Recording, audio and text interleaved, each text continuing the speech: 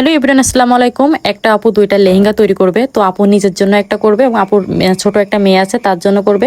তো আপুকে আমি দেখাচ্ছিলাম কাপড়। তো আপু বলছিল আপু অর্গানজার যে সিকোয়েন্স কাপড় আছে ওর ভিতরে দেখাবেন। তো আমি কাপড়গুলো দেখাচ্ছিলাম। তো আপুকে আমি সাজেস্ট করছিলাম যে আপু এই কাপড়টা নিতে পারেন। আপু বলছিল আপু আমার এই যে কালো লাল যেটা এটা ভালো লাগছে। তো আমি বলছিলাম হ্যাঁ আপু এটাও ভালো আছে, এটাও নিতে পারেন।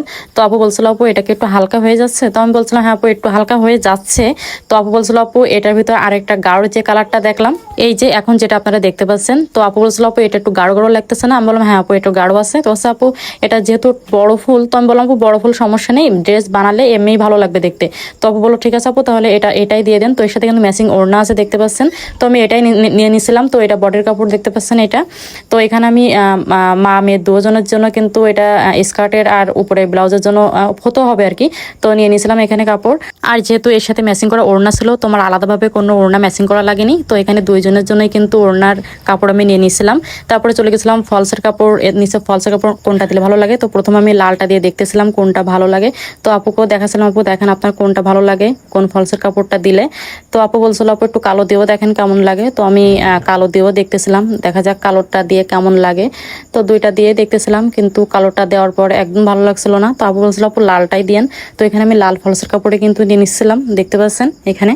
তো বন্ধুরা চলো এবার দেখে আসি ফাইনাল লুকটা আমি কেমন তৈরি করলাম।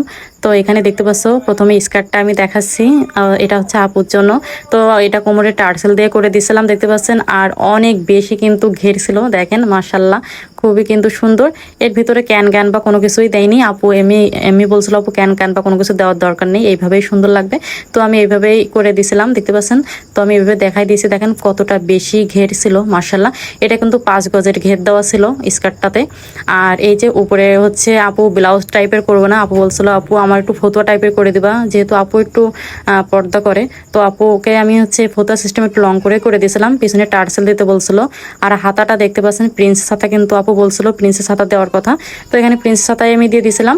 তারপর এই যে ওড়নাটা তো দেখতেই পাচ্ছেন, ম্যাচিং ওড়না ছিল মাশাল্লাহ। ড্রেসটা তৈরি করার পরে কিন্তু বেশি সুন্দর লাগছিল, দেখেন আমার গায়ে ধরে দেখাচ্ছে আপনাদের মাশাল্লাহ। আর এই যে আপুর ছোট মেয়ের জন্য ছিল এই যে একই সেম লেহেঙ্গা। তো এই যে প্রথমে স্কার্টটা দেখতে পাচ্ছেন। তো ছোট বাপু আর ওর আম্মু যখন এই ড্রেসটা পরবে লেহেঙ্গাটা কতটা সুন্দর লাগবে বলেন। তো আপুর মেয়েরটাও ফতুয়া সিস্টেম করছিল দেখতে পাচ্ছেন, পিছনে টার্সেল দেওয়া একইভাবে, মানে আপুর মেয়ের জন্য সেম একইভাবে কিন্তু ডিজাইনটা করা ছিল। তো এই যে প্রিন্সেস হাতা দিয়ে দিয়েছিলাম একইভাবে আর কি। তো বন্ধুরা তোমাদের কাছে আজকের এই ড্রেস মেকিং ভিডিওটা কেমন লাগলো অবশ্যই কিন্তু কমেন্টস করে জানাবা। ভিডিওটি ভালো লাগলে অবশ্যই লাইক কমেন্ট শেয়ার করে দিবা।